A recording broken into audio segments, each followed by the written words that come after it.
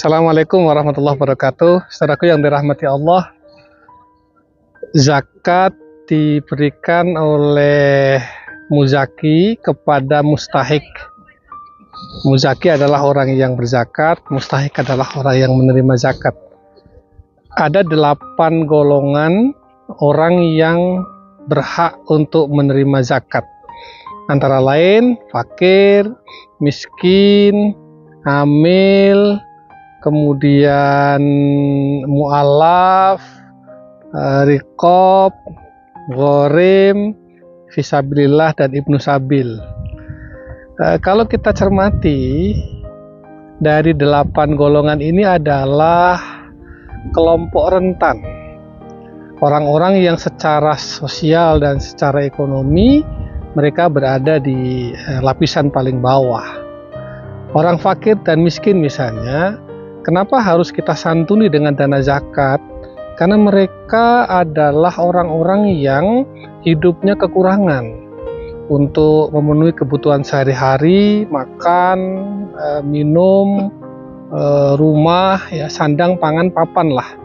Itu mereka harus berjuang, dan kadang-kadang pekerjaan yang dia miliki tidak cukup untuk memenuhi kebutuhannya.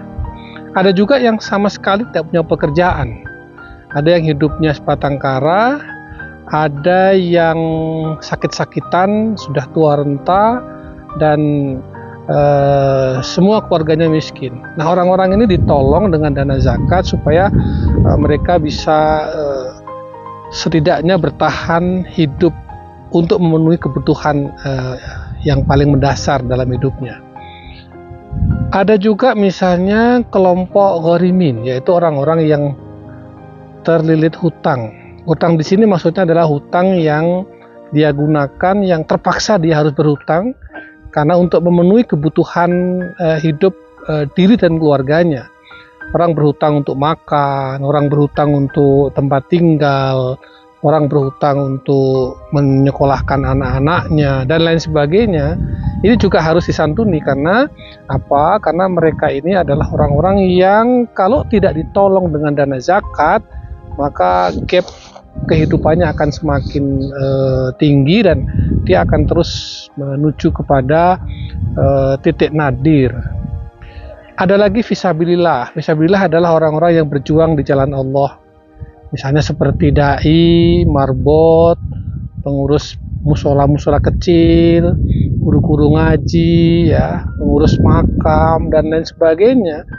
Mereka sehari-hari disibukkan dengan urusan-urusan yang sifatnya ubudiyah, bahkan mengurus ibadahnya banyak orang, muadzin, imam musola, kemudian guru-guru ngaji. Itu waktunya dicurahkan untuk mendidik kita, anak-anak kita mengaji, mengurusi musola-musola di mana kita sholat 5 waktu sehari.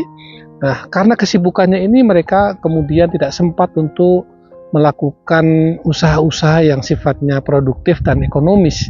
Nah, orang-orang ini harus kita tolong, kita cover up supaya dia bisa bertahan hidup dan melanjutkan kehidupannya di masa-masa yang akan datang. Ada lagi misalnya ibnu sabil, orang yang kehabisan bekal dalam perjalanan. Ini bisa juga misalnya orang-orang yang sedang dalam perjalanan jauh, kemudian bekalnya habis di jalan, dia mau kembali ke tempat asalnya kehabisan uang, ya, termasuk mahasiswa-mahasiswa kita yang ada di perantauan, ini termasuk ibnu sabil. Mereka-mereka yang harus kita tolong supaya apa? Supaya dengan itu dia bisa kembali ke tempat asalnya, bertemu dengan keluarganya. Para mahasiswa juga bisa kembali ke daerahnya, dan dia bisa segera berkiprah setelah dia menuntut ilmu di luar. Inilah saudara-saudaraku semua beberapa, ya, asnaf atau kelompok yang mestinya kita santuni, dan ini semua adalah penting supaya apa? Supaya zakat kita benar, disalurkan pada tepat sasaran, dan mereka orang-orang yang mustahik itu, para penerima zakat, juga dengan zakat itu dia bisa bertahan hidup. Mudah-mudahan para muzaki diberkahi oleh Allah, dan para mustahik juga berkah hidupnya dengan zakat, dengan kerja kerasnya dan doa-doanya. Saya dari Birmingham University, UK. Assalamualaikum warahmatullahi wabarakatuh.